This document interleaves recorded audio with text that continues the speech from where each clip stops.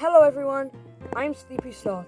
Today, I'm going to be sharing with you a project I've been doing for the previous 4 days. And it's a Fakemon region, because I've been looking at tons of Fakemon regions and decided I want to do my own. But anyway, today I'm going to be sharing with you the starters. But before then, you really need to know the region. So, I welcome you to the Forcana region. So, this region is based off the Canary Islands, but it's a lot different to the real ones in its temperature. We'll talk about that next time, or just another time. But for now, let's just look at the starters. So, here they are, Platamar, Potent Snake, and Guanco. So let's start with Platamar. So, let's start with the name. Platamar comes from the Spanish word for plant, planta, and the plant is based on Pina de Mar.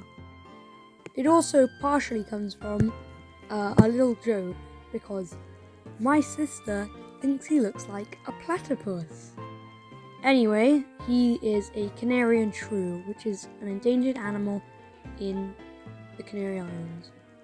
And the plant on his tail is the Pina de Mar. Now for the next. Potent Snake is a snake because of the fire type zodiac thing. I just think a snake makes the most sense. Especially for the Canary Islands, since there isn't many mammals, only really birds and lizards and reptiles. But anyway, the name comes from potentate and snake, and he's based on the common king snake found in the Canary Islands. And I think this one is hilarious because it's like a little snake, because I don't know why, but he's ill and I love him. And last of the first stage starter Pokemon is Guanco. And he's a little gecko, and he's amazing. And the name comes from Guanco. They were the original inhabitants of the Canary Islands, and gecko. He's got a little staff, as you can see, in his tail, which I like. And yeah, there's not much more to say about him. There's really a bit more by the time he's more evolved. So why don't we start doing that now? And for the first evolution, we have Guanco, the evolution of Guanco. This Pokemon is much more trained than Guanco, and it can enhance its attacks with some water. And yes, its name comes from, again, Guanch and Gecko, but the R I think should come from Hero. I think it's just Hero because, I don't know, he helps the other Pokemon from the not so nice Pokemon, I guess. But again, there isn't as much to say about this evolutionary line until the final evolution. So that's all for him, and let's move on to next. Okay, so this is Razor. So this is the evolution to Potent Snake, and name comes from Ray, Spanish for king, and geyser, because it's the volcano is like a lava geyser. And this Pokemon, I like the idea of the Potent Snake line. He starts off a little ill, then gets really ill, before then he gotten better and he's not as ill. So that's what this is. And he's got a big volcano, and I think he's really cool. So yeah, again, there isn't much to say for him. I don't need to be honest. there isn't much to say about any of these second evolutions. Probably bad design. But I do like them lots, design-wise. There just isn't much, like, origins to their names and designs, like an actual Pokemon. So anyway, I guess next up is Platamar's evolution. So, this is Platamar's evolution. And again, it comes from the Spanish word for plant, planta, and it also comes from the Spanish word for bulb, bulbo. That is because it has these bulbs on its back where eventually pins will come out. But you'll understand that in its final evolution. But I really like this guy. I like his ears and the colours, and again, there isn't much design origin or anything like that. His tail is bigger, and that's still obviously a Pinot de Mar plant. And yeah, so I think let's get on to the final evolutions for them. Plutonicero, grass steel type. This Pokemon catches drops of rain on the tip of its tail leaf, turning them into drops of liquid metal. It is very defensive of its flight. So, this is Plutonicero, the final evolution for Platamar. And basically,